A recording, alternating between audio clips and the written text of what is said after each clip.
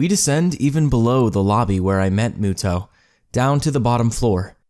Just like everything in this school, the cafeteria seems too spacious and oddly modern in contrast to the classic exterior. Its big windows open to the courtyard, towards the main gate. It's the cafeteria! Her enthusiastic statement of the obvious makes people around us stare, but Misha doesn't seem to care, so we proceed to the line. There is a rather long list of menu options, which seems great until I realize that many of them are to accommodate students who need special diets. How nice.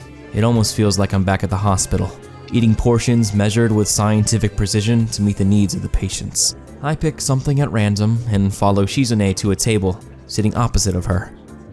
As I nibble indifferently at the food I'd rather not eat, Misha pokes me in the side to get my attention and points to Shizune. I don't understand sign, so the point escapes me. Maybe looking at a person who talks to you is proper and polite? Do you want to know something? What? About anything! We're your guides! So you should ask us if there is something! I wonder.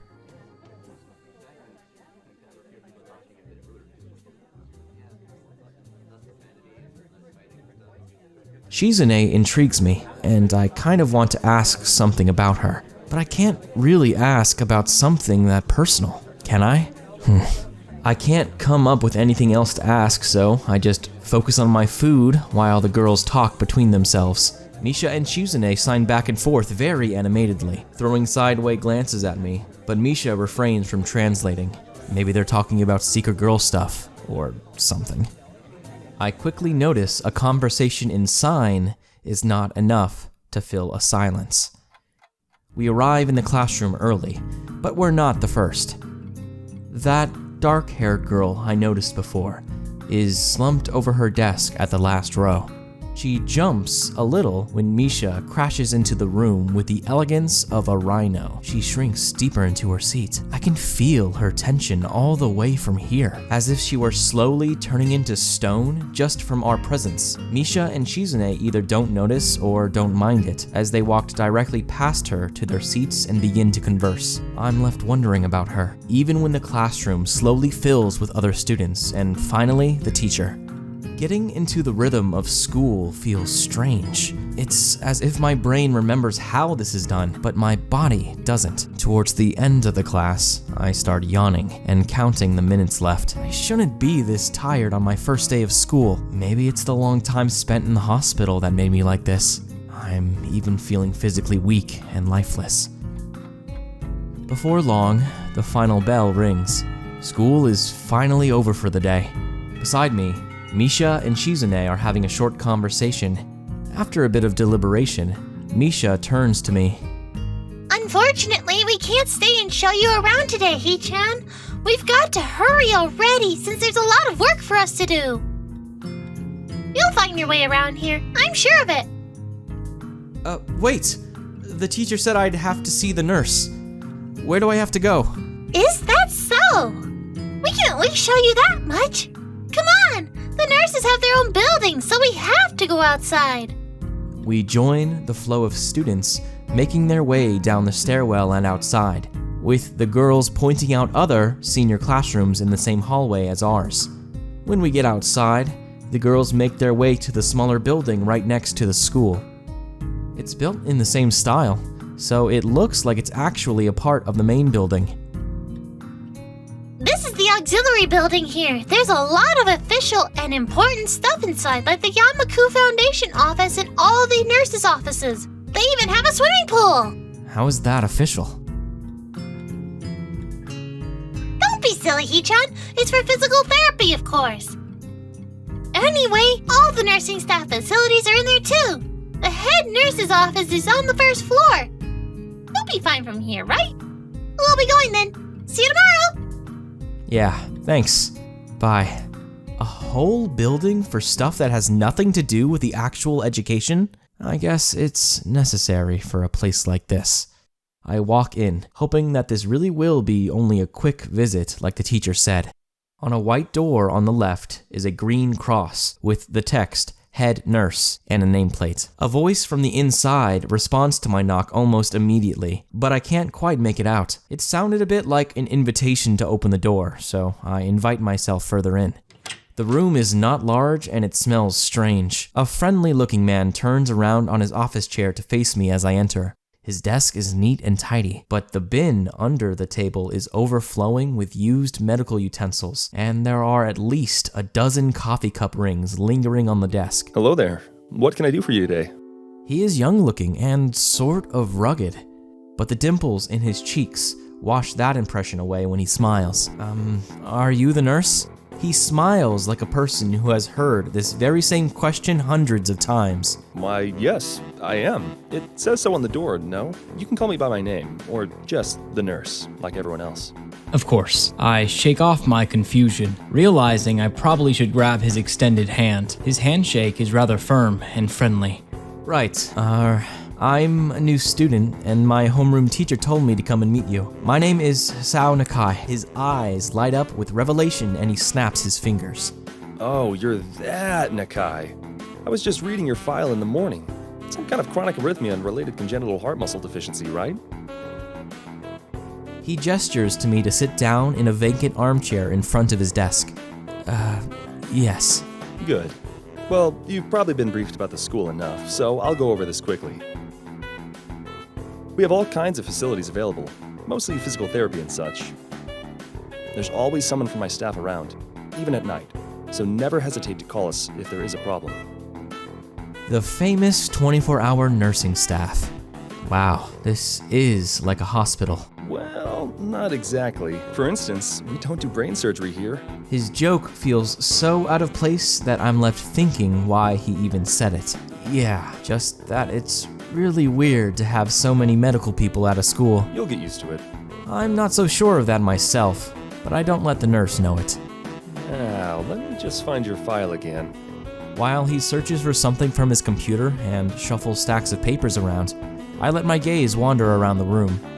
It's the epitome of generic, I'd like to say. Beige walls and ceilings, dark gray laminate flooring, and all the equipment you'd expect from a school nurse's office. Even the ridiculous educational posters are hanging on all four walls, reminding me to eat properly 3 times a day and from all the food groups. Smiling, the nurse draws a thick file from a stack of similarly thick files and opens it. So, you already have medication for the arrhythmia. Just remember to take your pills every morning and evening, or it won't be much help.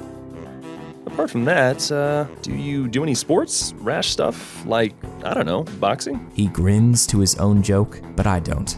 Well, I played soccer occasionally with some classmates. Alright, I'm afraid I'm gonna have to recommend you refrain from doing that, at least for the time being. Oh, my lack of reaction makes him raise an eyebrow, but really, I'm not too bothered by him forbidding me to kick a ball around. I guess I never did it out of burning passion for the sport, just to have something to do. Any kind of concussion might be very dangerous to your heart, and risking another attack is not a good idea. Was the previous one caused by a sudden concussion to the chest area? There is no mention of the cause in your papers. Not exactly. I sidestep the question acceptably, and he glances at me over his papers with a more serious expression on his face. Still, you need to keep your body healthy, so some exercise would do you good. We have physical therapy and such available, as I said, but I don't think you really need such heavy measures. Just get some light exercise regularly. Brisk walks, or even light jogging, jumping rope, that sort of thing. Swimming, maybe? There is a pool here. So I was told. You were? Very good. At any rate, and I'm sure you've been told this before, you just need to take care not to overexert yourself. He wags his finger to emphasize the point. No need, really. I've heard this 1,000 times already. Absolutely no unnecessary risks. Take care of yourself. Okay. He goes over my papers one more time and sets them on the desk, obviously content. Good. And that's it then. Come meet me if you ever need something. I'm ushered out before I even realize it. A quick visit indeed. I end up standing in front of the main building and the auxiliary building, although to my eyes, they still look one and the same. It's the first real look I get at the other students, so I watch people coming out of the school, going towards the gate or the dorms. Everyone seems to know where they are going, and I still keep thinking that most of them don't look too special for being students at a special school. Then again, neither do I. Does that make me one of them? One of us? I should go somewhere too, to prevent me from getting lost. It's around dinner time, but I feel tired instead of hungry. The weariness in me only grows as I trudge towards the dorms, set a little way apart from the main building complex. There's a garden of sorts between the school and the dorms, shrubbery, flowers, and that overbearing smell of fresh-cut grass that fills the atmosphere. It dawns on my tired mind that the smell feels novel because I haven't been outside at all for so long. The dorm building is big and made of red brick. Like the others, it feels way too pompous for what it is, so I push forward, going inside. It takes more time than necessary to fish out the key I was given from my pocket. Room 119. Despite the ornate exterior, the inside of the dorm is fairly new, functional, and boring. Just like in the main building, the halls and dorms are wide to accommodate wheelchairs. The same goes for the elevators at the ends of the hallways. I poke my head around the corner of the common room door. Inside, a few students are watching the television. One nods and gives a quick hello before turning back to the TV. Seems that only the girls around here are sociable. I suppose that's perfectly fine with me. I climb the stairs to the upper floor. Here, small corridors branch off from the main hallway. Each of those minor halls seems to have a toilet and a shower, as well as 4 rooms. About halfway down the hall, I spy room 119. The nameplates on the rooms adjacent to mine are blank. I guess there are just 2 of us here. Light shines from below the door of room 117, so I knock lightly. Hello? Is anyone home? From inside, I hear a few movements, then the clicking of way more locks than I thought these doors had. After a moment, the door squeaks open. A bespectacled boy is standing in the doorway. He is looking at me very intently through his extremely thick eyeglasses. Who is it? Blind? No, at least not completely. Why would he have eyeglasses if he was? He leans closer to me until our noses are almost touching. His breath stinks of garlic. Hisao Nakai, I'm moving into the next room. I thought I should introduce my... His face suddenly brightens in realization, and he stands back upright, thrusting his hand out in a smiling greeting, almost straight to my diaphragm. Oh, what's up, dude? The name's Kenji. Hi. I take Kenji's sweaty hand and shake it, still a little rattled by the sudden change of attitude and vehement welcome. There are some suspicious-looking people going in and out of your room earlier. It was probably my parents. Your parents? Are you sure? Because they could have been some other people, too. You can't judge a book by its cover. His out-of-place proverb is left hanging between us awkwardly as I try to think of some way to respond. I'd say the chances are high enough. He shudders and makes some exaggerated hand gestures. You're a brave man, Hisao. Me? I don't think I could trust the chances. The only one I trust is myself. Does that mean I shouldn't get to know you either? He thinks about this for a while. A wise decision. Damn, you're smarter than you look. Probably. What do you look like? I hope not smart. He squints his eyes and leans closer again, but I lean backwards to dodge it. Never mind, it doesn't matter. With that, he turns, fumbles around for a moment in search of the door handle, and shuts the door behind him.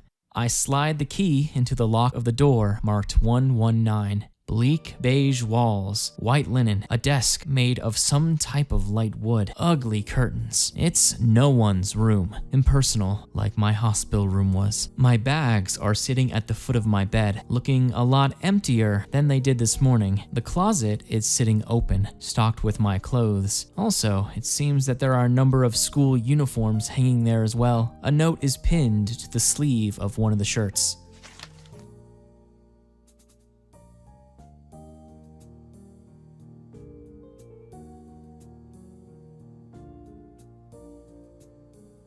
Well, at least I don't have to worry about unpacking. I kind of hoped I would have, then there would have been something to do. It's still too early. I put the note down on the desktop and lie down on the bed, feeling drained. Lying there makes me want to read something, but I have nothing with me. I wonder if the hospital conditioned me for wanting to read whenever I have nothing to do. The restless urge just keeps growing until I have to stand up. Maybe it's stress or something. I was pretty nervous about it before coming, and for the entire day today too. I still am, I think. Damn, I have to distract myself somehow, so I won't be this unnatural all the time. Tomorrow, I'll go borrow some books from the library. Yeah, I'll do that. But for now... The bottles of medication neatly arranged on my night table catch my eye. I pick up one and shake it just to hear the contents rattle inside, and then read the glued-on pharmacy label. It doesn't really say that, but it could just as well. It's kinda twisted, having your life depend on chemicals like this. I resent it a little, but what choice do I have? With a sigh, I begin my new daily ritual of taking the right number of pills from each bottle, being careful to check the correct dosages. I lie down again, feeling hollow and uncertain, and after that I keep staring at the blank, unfamiliar ceiling for a long time. It doesn't start looking any more familiar, not even after darkness falls and long shadows draw across my room like fingers. The sheets feel slightly more comfortable, warm and nest-like against the chill that passes for room temperature here. Soon, the lighter shade of darkness that is the ceiling looks like every ceiling does at night, and it becomes the only thing I recognize anymore. The night beckons me to sleep, and I feel the coldness of unfamiliarity and fear creeping up my spine once again. I keep drifting further away from the world I knew.